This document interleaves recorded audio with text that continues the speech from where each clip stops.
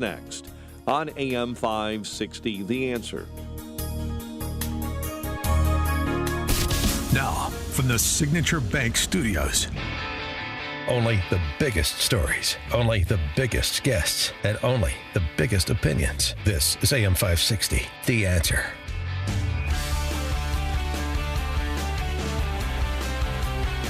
Top of the morning, Dan and Amy. The price increases under the Biden-Harris regime over the last 3+ years. Gas is up 49%, electricity 32%, fuel oil 46%, airfare 32%, hotels 52%, groceries 21%, eating out 23%, baby food 31%, K through 12 food 65%, rent 22%, used cars 21%, public transportation 22%. Meanwhile, real average weekly earnings are down about 3.5%. And the average family of four in Wisconsin is paying $976 more a month in those basket items. And here's a Trump supporter. It's hitting him hard, not only at the gas pump, but in the beer aisle. I remember before Trump got out of office, I only had to put $10 in my truck, go back and forth to work. Then all of a sudden it's 30 to 40, and then prices on beer goes up. And hey, that's the working man's Gatorade right there. Yeah, exactly. That's where you feel it. No question. That's where you notice it. Working man's Gatorade. Got to get me some. All the dissertations on price theory don't amount to a hill of beans compared to hitting the working man's Gatorade. As he said, it's real. No, it is true. I mean, beer prices, liquor prices, everything you can imagine. Cat food, dog food, it's a joke. What the left is counting on, though, is the economic illiteracy of, well, a lot of the Nobel laureates that are always cited as endorsing Bidenomics, and the press corps, and a significant portion of the population, I'm afraid. For more on this and other related topics, pleased to be joined by the great George Gilder, investor, author, economist, and co-founder of the Discovery Institute. He has a new book out which debuts August 20th, but of course you can pick up on all the usual places before that, pre-order. The Israel Test, How Israel's Genius Enriches and Challenges the World. George Gilder, thanks for joining us. Appreciate it. Great to be here. Thank you for having me. So, how would you try to explain the inflation that we were just delineating to the average person if you were sort of making a policy/political argument in the context of this election? Well, printing money to borrow from the future, borrow from our children and our grandchildren in order to pay off cronies and constituents of crony capitalism today, crony socialism. That's what it is. It's stealing from the future to pay off special interests in the present. And and building and just wasting money out of religious pursuits, like building windmills and solar panels, which yield no power at all. They yield energy, but actual power has to be provided by huge, expensive batteries because of the erratic flows from solar and windmills. So it's all stealing from the future to print money to buy stuff in the present for political cronies and crony socialism. Do you see a reckoning occurring like in real time here with the hammering the markets took on Friday and now happening again, even more spectacular fashion, the Dow down 1,200 points already this morning?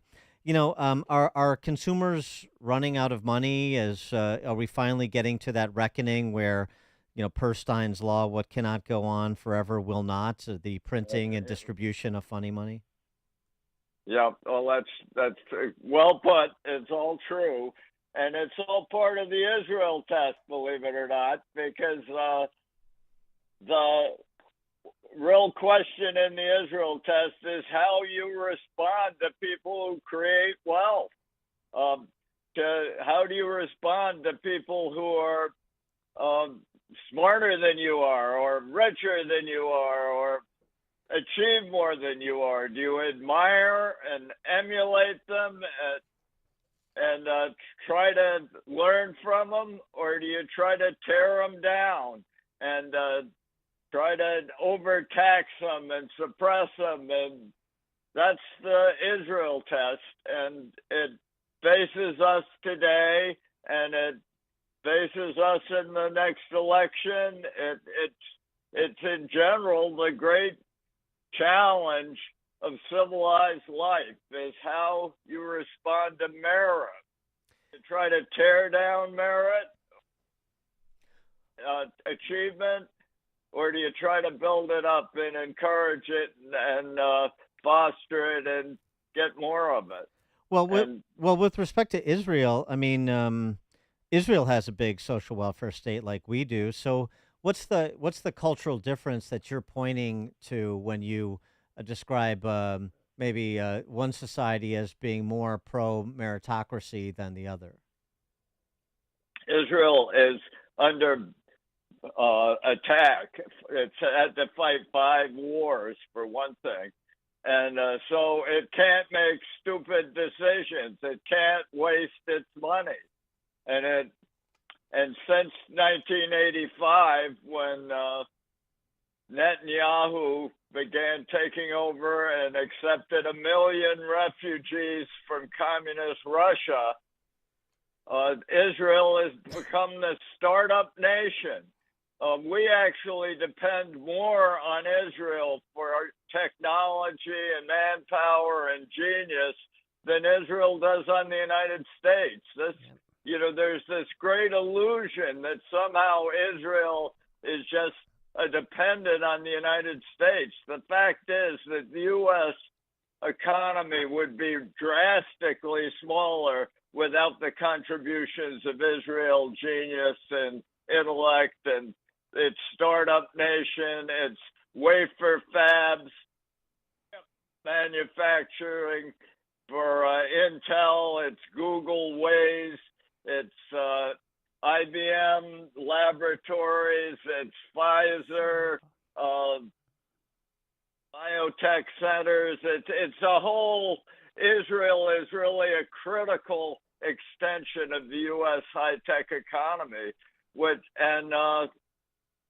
and these high-tech companies, 4 of the top 5 companies in the world are founded by Jews in the United States. I mean, we're dependent on excellence and achievement that's epitomized by Israel. What do you think of the job that Benjamin Netanyahu is doing? I think Netanyahu has done a tremendous job. This is one of the things that I explained in the Israel test. Without Netanyahu and his supply side policies, his entrepreneurial policies, Israel probably would have failed in 1985. In 1985, Israel was following the kind of policies that the Biden administration has been following here. Steal from the future, and as a result, inflation was approaching 1,000% in 1985, and the whole country's economy was in jeopardy, and the whole Israel project was failing. And Netanyahu came. He was a member of the Boston Consulting Group, which is a business consultancy, and he came and he led a financial revival in Israel that has made Israel per capita income today for Arabs and Israelis alike And there are a million Arabs in Israel who are the richest Arabs in the world, and a large group of Arabs in the world. And that's all the product of this amazing economic revival that gives Israel a per capita income today higher than Germany, South Korea, China, Great Britain. It's become one of the leading economies in the whole world while fighting 5 wars against the constant invasions from its neighbors.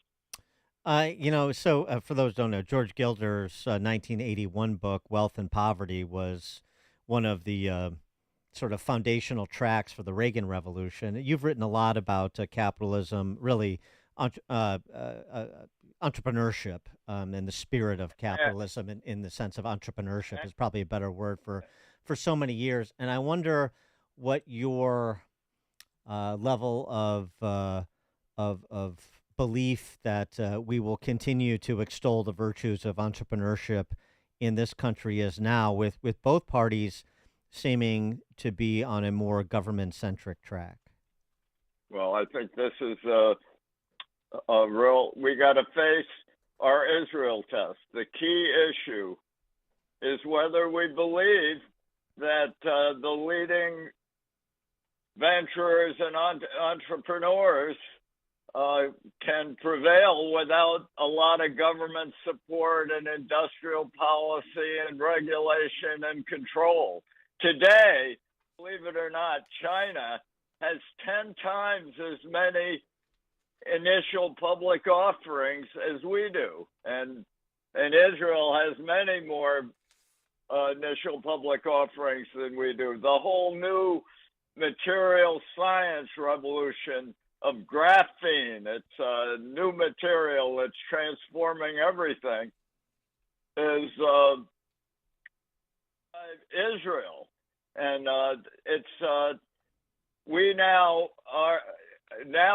our startups try to be bought out by big companies rather than go public, because if you go public, you got to bring in all sorts of diversity and new regulations that require you essentially to be nationalized. Peter Thiel says going public in the U.S. today is like being nationalized. And this is a big mistake, which I think and hope Trump will reverse in due course. But right today, we're not the startup nation. Israel is our startup nation. Our startups happen in Israel rather than here now. George Gilder is an investor, author, economist, co-founder of the Discovery Institute. His new book, The Israel Test, How Israel's Genius Enriches and Challenges the World. It's available August 20th, but pre-order it now at Amazon and all the other usual platforms. George Gilder, thanks so much for joining us. Good luck with the book. Appreciate it. Thank you so much. I appreciate you. Thank you. Have a lovely day. And he joined us on our turnkey.pro answer line. This is the morning show more Chicago radio listeners are choosing. This is Chicago's Morning Answer on AM 560.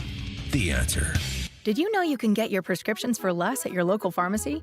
You can with GoodRx. It's the free app that can save you money on your medications. Just search for your prescription, choose the pharmacy and the price that works best for you, and then show your GoodRx coupon to your pharmacist at the drop-off counter. GoodRx works at over 70,000 pharmacies, including Walmart, Rite Aid, and Walgreens, and it works whether you have insurance or not. It's easy to save.